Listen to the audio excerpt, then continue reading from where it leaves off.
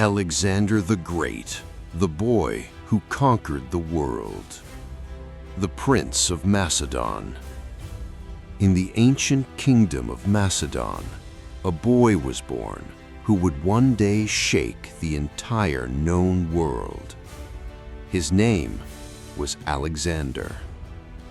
He was born in 356 BC, the son of King Philip II of Macedon and Queen Olympias. From the moment he entered the world, people around him believed he was destined for something extraordinary. But Alexander was not raised like an ordinary prince. His father wanted him to become a powerful ruler.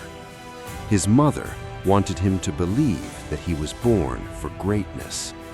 And Alexander himself wanted more than anything else to prove that he was worthy of both. As a child, he listened to stories about legendary heroes. He admired Achilles, the great warrior of the Trojan War. Alexander dreamed of achieving the kind of glory that would make his name remembered forever. But there was one problem. Alexander was still just a boy. He had an entire kingdom to understand, an army to command, and a world beyond Macedon that he had never seen. Then, when Alexander was around 13 years old, his father made a decision that would change his life. He brought one of the greatest thinkers of the ancient world to become Alexander's personal teacher. His name was Aristotle.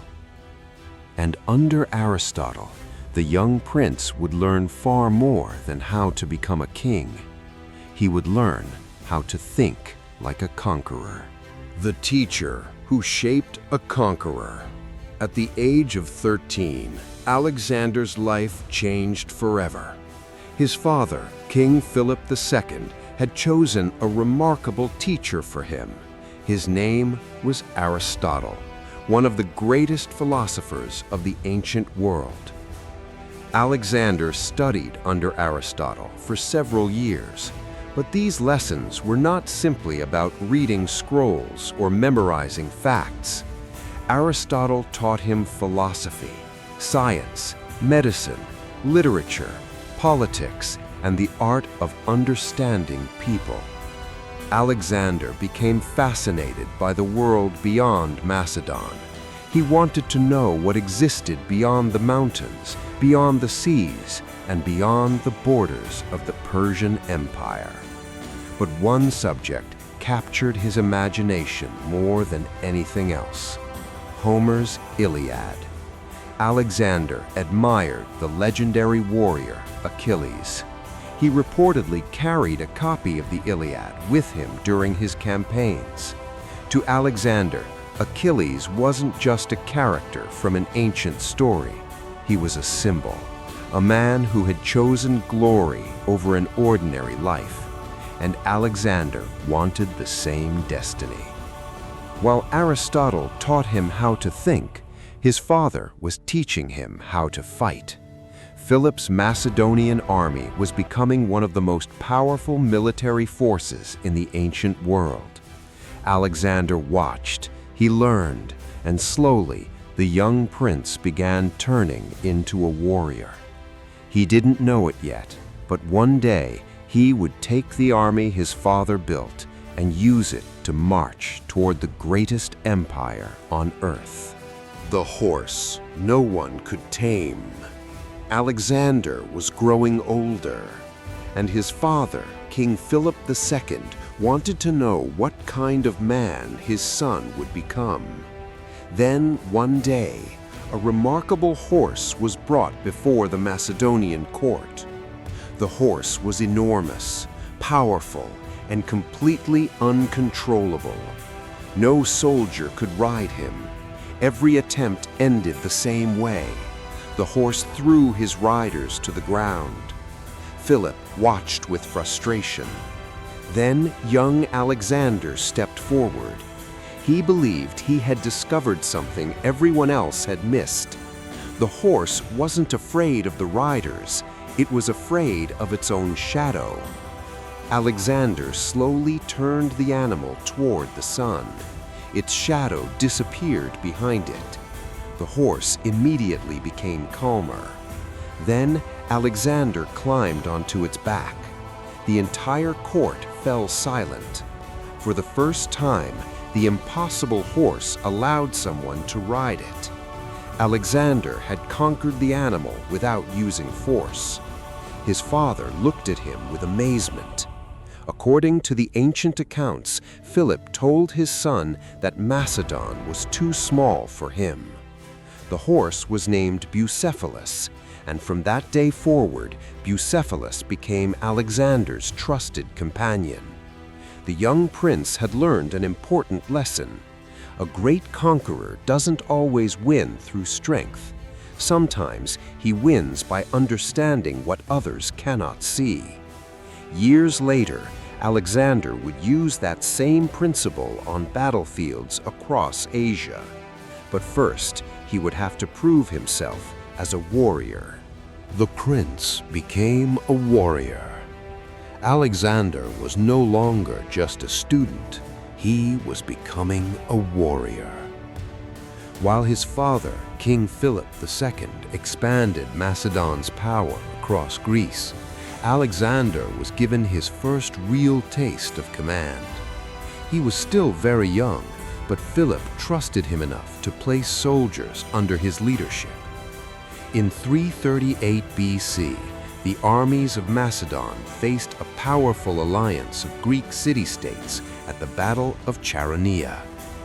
Alexander was only about 18 years old, yet he was given command of an important part of the Macedonian army. Across the battlefield stood thousands of enemy soldiers. For many young commanders, the sight alone would have been terrifying. But Alexander didn't hesitate. He led the Macedonian cavalry into the fight. The attack struck the enemy at a critical moment, and the Macedonian army eventually won the battle. Alexander had just proven something important. He could fight, but more importantly, he could lead. His father had built a powerful military machine. Now his son had shown that he could use it. After the battle, Macedon became the dominant power in Greece. But Alexander wasn't satisfied. He looked east toward the enormous Persian Empire. It was one of the richest and most powerful empires the ancient world had ever known. Alexander dreamed of conquering it. But before he could begin his greatest campaign, fate would strike his family, and everything would change. The death of a king.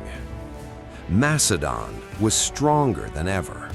Greece was under its influence, and King Philip II was preparing for his greatest campaign.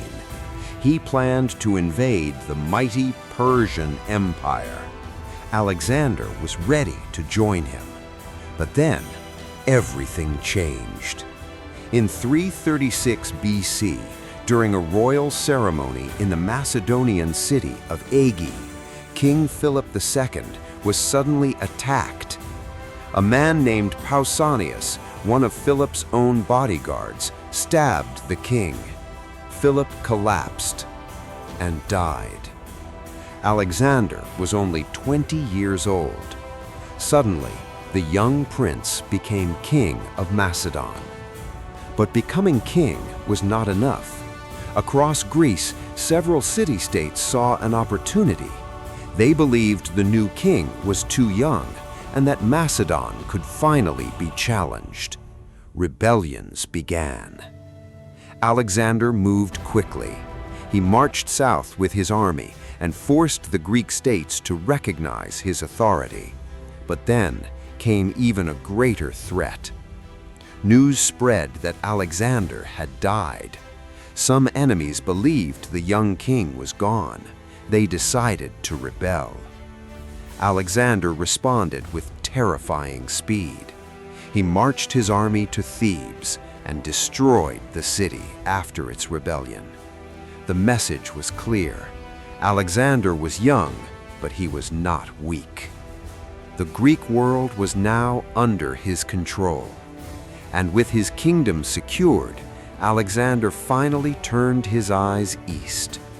Beyond the Aegean Sea stood the Persian Empire, a civilization far richer, far larger, and far more powerful than Macedon. Alexander was about to challenge the greatest empire of his age, and he would do it with an army that was much smaller. The march into Asia. In 334 BC, Alexander finally began the campaign he had dreamed about since childhood. He crossed the Hellespont, leaving Europe behind. Ahead of him stood the enormous Persian Empire. The Persian king, Darius III, commanded resources far greater than Alexander's. Alexander's army was smaller, but it was highly trained, disciplined, and experienced. His soldiers marched beneath the Macedonian banners, carrying long spears known as sarissas. Their famous phalanx moved like a single machine. Alexander himself rode at the front of the army. His first major confrontation with the Persians came at the Battle of the Granicus River. The Persian forces waited on the opposite bank. Crossing the river under enemy attack was extremely dangerous, but Alexander refused to wait. He led his cavalry directly into the battle. The fighting was brutal. Horses crashed into soldiers, spears shattered, and swords flashed beneath the sun. Alexander personally entered the most dangerous part of the battlefield. His helmet was struck, his life was nearly lost, but his soldiers fought around him. Eventually, the Persian army was defeated. Alexander had won his first major victory in Asia. But this was only the beginning. The Persian Empire stretched thousands of miles ahead.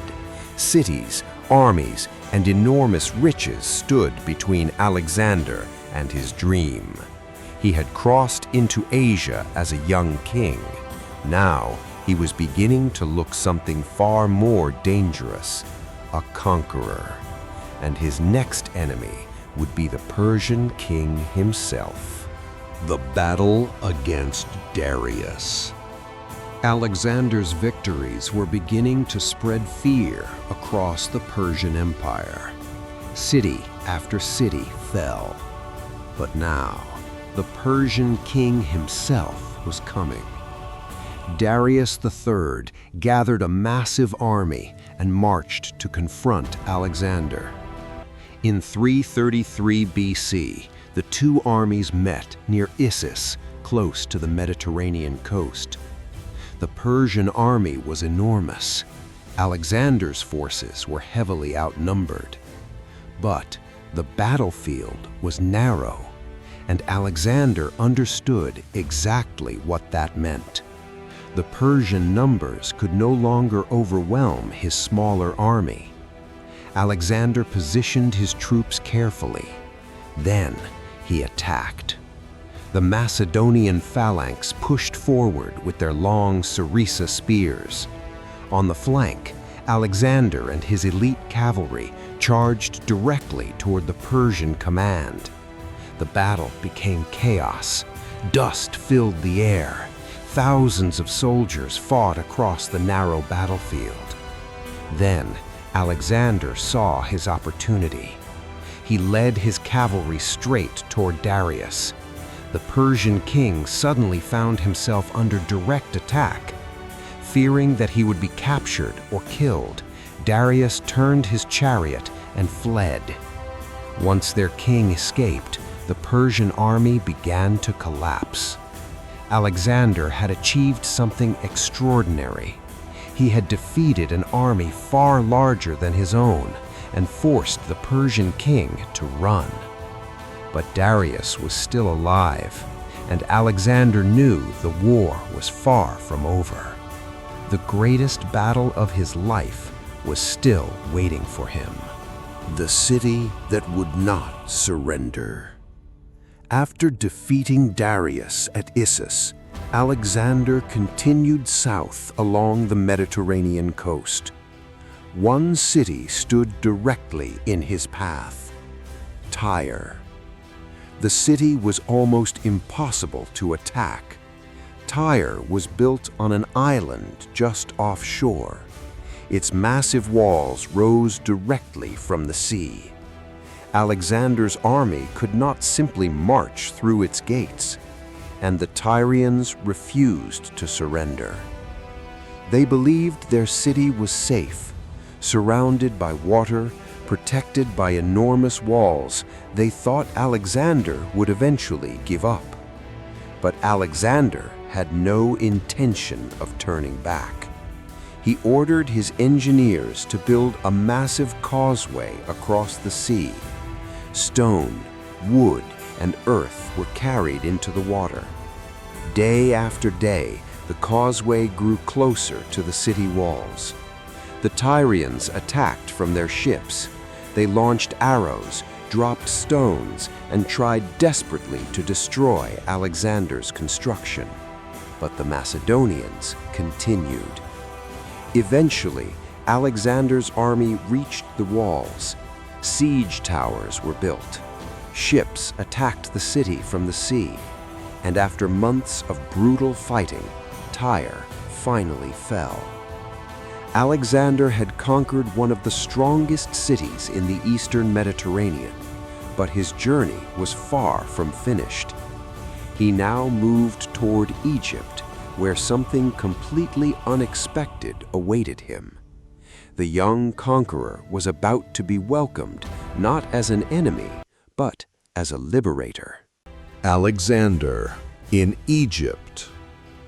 After the fall of Tyre, Alexander marched south into Egypt. But unlike many territories he had conquered, Egypt did not resist him.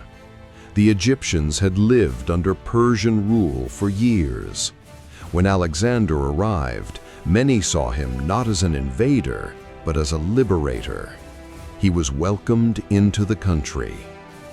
Alexander traveled to the ancient city of Memphis, where he was recognized as Pharaoh. But Alexander wanted more than political power. He wanted to understand the gods, traditions, and history of Egypt. So he made a remarkable journey into the desert, to the oracle of Amun at Siwa. The journey was difficult. The desert stretched endlessly around him. There was little water, and the heat was brutal. But Alexander continued. When he finally reached the oracle, he entered the sacred temple alone. What happened inside remains surrounded by legend. Ancient writers claimed that the priests gave Alexander a powerful message about his destiny. Whether every detail is true or not, Alexander left the temple with even greater confidence. He believed he was destined for something extraordinary. Soon after, he founded a city that would carry his name for thousands of years: Alexandria. Built on Egypt's Mediterranean coast, it would eventually become one of the greatest centers of knowledge in the ancient world. But Alexander was not finished. His real target still remained: the Persian Empire. And soon, he would face Darius one final time. The battle that decided an empire. In 331 BC, Alexander marched deeper into the Persian Empire. Ahead of him, the Persian king Darius III was waiting. This time, Darius had prepared carefully. He gathered a massive army, thousands of soldiers, cavalry, chariots, and even war elephants. The two armies met near Gaugamela in modern-day Iraq. The Persian army appeared almost endless. Alexander's soldiers knew they were facing the greatest challenge of their lives. But Alexander remained calm. He studied the battlefield, watched the Persian movements, and waited for the perfect moment. Then he launched his attack. The Macedonian cavalry moved toward the Persian line. Darius reacted quickly, trying to surround Alexander's forces, but Alexander had already seen the weakness. He suddenly turned his cavalry toward Darius's center, straight toward Darius. The Persian king realized what was happening. Alexander was coming for him again. Darius fled the battlefield, and once their king escaped, the Persian army began to collapse. Gaugamela was a devastating victory. Alexander had defeated the most powerful army the Persian Empire could put into the field. The road to the heart of Persia was now open. Alexander marched into Babylon, then Susa, and finally Persepolis.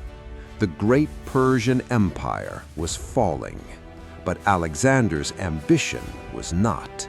He had conquered Persia, and now he wanted to go even farther, far beyond the empire's eastern borders, toward lands almost unknown to the Greeks.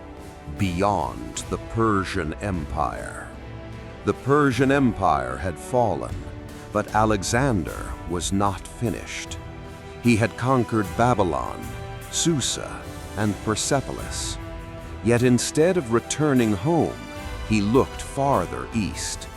Beyond the mountains, beyond the great rivers, lay lands that few Greeks had ever seen. Alexander wanted to reach the edge of the known world. His army followed him through Central Asia, but the journey became harder than anything they had experienced before. The terrain was brutal. Mountains, deserts, and freezing winters tested the Macedonian soldiers. The people of these lands refused to surrender easily. Alexander spent years fighting rebellions across Bactria and Sogdiana. It was no longer a simple campaign against one great empire. Now he was fighting guerrilla warriors, mountain tribes, and local kingdoms. But Alexander adapted. He built new settlements, formed alliances, and recruited local soldiers into his army. He even married Roxana, a noblewoman from Bactria. Alexander was no longer simply the king of Macedon. He was becoming ruler of a vast multicultural empire. But there was still one place he wanted to conquer: India. In 327 BC, Alexander began moving toward the Indian subcontinent. His army had already traveled thousands of miles. They were exhausted. They had fought for years, and many of them simply wanted to go home. But Alexander had one final dream: to reach the limits of the world, no matter how far away they were. The limits of conquest. In 326 BC, Alexander and his army reached the Indian subcontinent. There, they faced a powerful ruler named King Porus. His army included something the Macedonians had rarely faced before: war elephants. At the Battle of the Hydaspes River, Alexander's army fought through rain, mud, cavalry, infantry, and enormous elephants. The battle was brutal, but once again, Alexander won. Yet something had changed. His soldiers were exhausted. They had been fighting for nearly a decade. They had crossed mountains, deserts, rivers, and thousands of unfamiliar territory.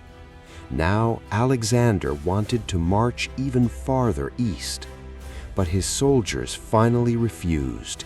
At the Hyphasis River, they told their king they would go no farther. Alexander was furious. He wanted to continue toward the unknown. But even the greatest conqueror could not force an army to march forever. For the first time, Alexander had reached a limit he could not conquer. He finally agreed to turn back. His army began the long journey home, but the journey would be deadly. Thousands would struggle through deserts and harsh conditions. Alexander survived, but his empire had reached its greatest extent. He had conquered lands stretching from Greece to Egypt, from Persia to India. Yet Alexander was still only in his early 30s, and no one could have imagined that his greatest battle was no longer against an enemy army. It was against time itself. The long road home.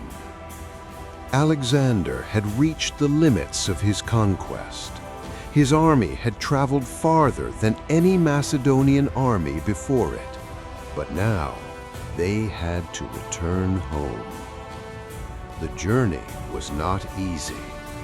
Alexander divided his forces and began moving west through unfamiliar lands. One part of the army traveled by sea. Another marched across the harsh deserts of southern Persia. Alexander chose to lead the land army himself. The desert was merciless. There was little water, very little food, and almost no shade. Men and animals began collapsing from exhaustion. Some soldiers became desperate for water. According to ancient accounts, when a small amount of water was finally found, Alexander refused to drink it alone. Instead, he poured it onto the ground in front of his soldiers. The message was simple. If his army could not have enough water, neither would their king. Eventually, the survivors reached the Persian coast, but Alexander's journey was not over.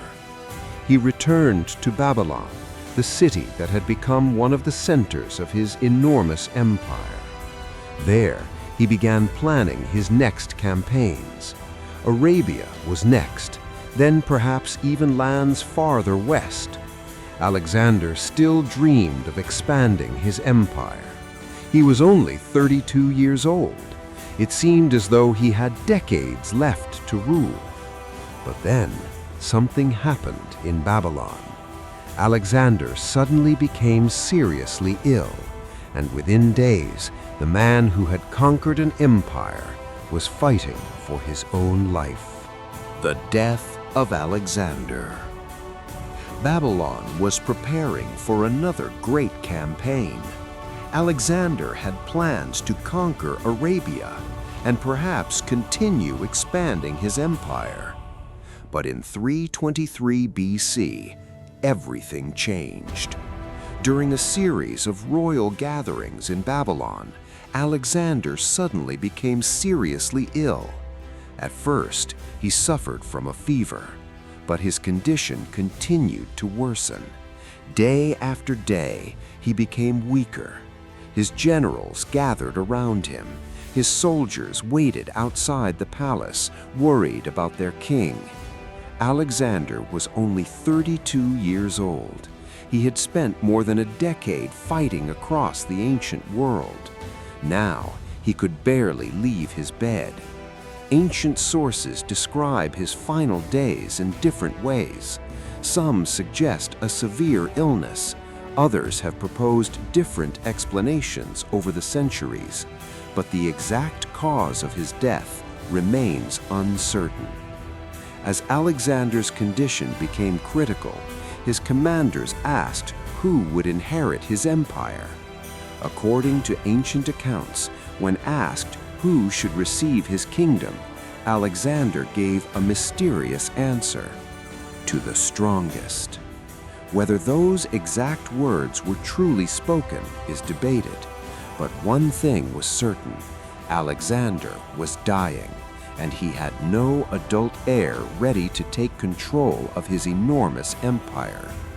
In June 323 BC, Alexander the Great died in Babylon. He was only 32 years old. The man who had conquered an empire was gone, but his story was far from ending, because the moment Alexander died, his empire began to fall apart. The empire without a king. Alexander was dead, but his empire was still standing. It stretched across thousands of miles, from Greece and Egypt, through Persia, all the way to India. And now there was a problem. There was no clear successor. Alexander had conquered the greatest empire of his age, but he had not created a simple plan for who would rule it after him. His generals began fighting for power. Some wanted to control the army. Others wanted their own kingdoms. Slowly, Alexander's empire began breaking apart. His generals became known as the Diadochi, the successors. They fought a series of wars that lasted for decades. The enormous empire Alexander had built was divided into several powerful kingdoms. Ptolemy took control of Egypt. Seleucus gained huge territories in Asia, and other commanders established their own dynasties. The empire was gone, but Alexander's influence remained. Greek language and culture spread across vast regions. Cities founded during his campaigns became important centers of trade and learning. His conquests created a new era, the Hellenistic Age. Alexander died young, but the world he created continued for centuries. His empire did not survive as one united kingdom. Instead, it transformed the ancient world forever. The legacy of Alexander. Alexander's empire did not survive as one united kingdom, but his influence survived for centuries. Across the lands he conquered, Greek language, art, architecture, philosophy, and ideas spread and mixed with local cultures. New cities appeared, trade routes expanded, and a new cultural world emerged, the Hellenistic Age. From Egypt to Central Asia, Greek and Eastern traditions began influencing one another. One of the most famous cities connected to Alexander was Alexandria in Egypt. It would eventually become a legendary center of learning. Scholars traveled there, books and ideas were collected, and knowledge from different civilizations came together. But Alexander's greatest legacy may have been the legend surrounding his life. He became a hero in Greek stories, a conqueror in Persian traditions, and a legendary figure whose story spread far beyond the lands he had actually conquered. Generations of rulers studied his military campaigns. Generals tried to imitate his tactics. Kings dreamed of achieving the same glory. Yet Alexander's story also carries a warning. He conquered enormous territories, but his empire depended heavily on one man. When that man disappeared, the empire began to fracture.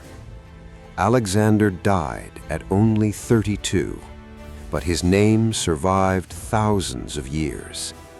He began life as a young prince in Macedon, studied under Aristotle, became king at 20, defeated the Persian Empire, reached India, and changed the ancient world forever. He never conquered the entire world, but he came closer than almost anyone of his age. The boy who dreamed of becoming a hero became one of history's most famous conquerors. Alexander the Great was gone, but the legend had only just begun. Thank you for watching Fact Vault. If you enjoyed this journey through history, don't forget to like, subscribe, and turn on the notification bell so you never miss our next documentary. Until next time, keep exploring, keep questioning, because here at Fact Vault, history never truly sleeps.